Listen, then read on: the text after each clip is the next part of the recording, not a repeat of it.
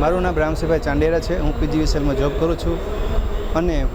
હું છેલ્લા 18 વર્ષથી પીજીવીસીએલ જોબ કરું છું અને મને શરૂઆતમાં 97માં એક એક્સિડન્ટ થયો હતો, એમાં મારો હાથ ગુમાવવાનો વારો આવ્યો છે અને આજે અમારે અહીં એક મિટિંગ રાખી છે સેફ્ટી અવેરનેસ માટે।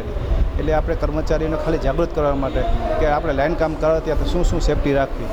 જે મેં તે આ ભોગ બન્યો, હવે મારા કર્મચારી કોઈ ભોગ ન બને એને ખાસ વિનંતી અને સેફ્ટીના સાધનોનો સર ઉપયોગ કરે અને સેફ્ટી અવેરનેસ ઇવેન્ટ મિટિંગ રાખી છે આજે કે લોકોમાં અને અમારા સ્ટાફમાં જાગૃત આવે। હું જુનાગઢ શહેર વિભાગીય કચેરીમાં નાયબ ઇજનેર લેબોરેટરી તરીકે કામગીરી કરું છું। આજે અમારી શહેર વિભાગીય કચેરી પીજીવીસીએલ જુનાગઢ તરફથી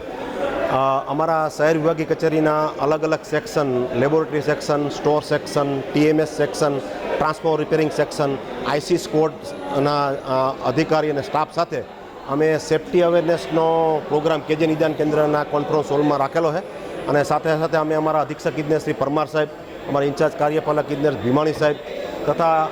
ઉર્જા ખાતાના ઇલેક્ટ્રિક ઇન્સ્પેક્ટર તથા કેજે નિદાન કેન્દ્રના ડૉક્ટર ઝાલાવાડિયા સાહેબ સાથે અમે અમારા સ્ટાફને ઇલેક્ટ્રિકલ સેફ્ટી અંગેના સૂચનો કર્યા અને અકસ્માત નિવારણ અંગેની તમામ જે કંઈ કાળજી શું લેવી એ બાબતે અમે બધી માહિતી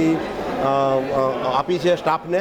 અને સાથે સાથે કોઈ એક્સિડન્ટ થાય તો એના ફર્સ્ટ એડ માટે શું શું કરવું એ ઝાલાવાડિયા સાહેબે કે જે નિદાન કેન્દ્ર જૂનાગઢથી ઘણી સારી માહિતી આપી અને આવી રીતે અમે પોતે અમારા સ્ટાફને જાગૃત કરી અને અમે લોકો સુધી એને વાફેક કરીએ।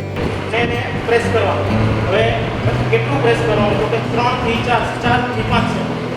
2 ઇંચ જેટલું આપણે જોવું, એનાથી વધારે થશે તો ફાયદો નથી, ફ્રેક્ચર થશે, બધું પ્રોબ્લેમ થઈ શકે, ઓછું થશે તો ફાયદો છે હાથમાં પહોંચશે। અને કેટલા આપવાના 120 પર મિનિટ એટલે 30 એક સેકન્ડમાં 2 વખત અથવા 120 પર મિનિટ 100 થી 120 પર મિનિટ કમ્પ્રેશન ચાલુ કરે એવું આપણે 30 કમ્પ્રેશન આપવાનું એટલે 15 સેકન્ડ રાઉન્ડ થાય। 15 સેકન્ડ કે લીક થઈ જાય છે પેલો શ્વાસ, પછી છાતી ખુલી જાય એટલા બધા પ્રેશર ત્યાં 1 મિનિટમાં 10 થી 12 મિનિટ, બરાબર।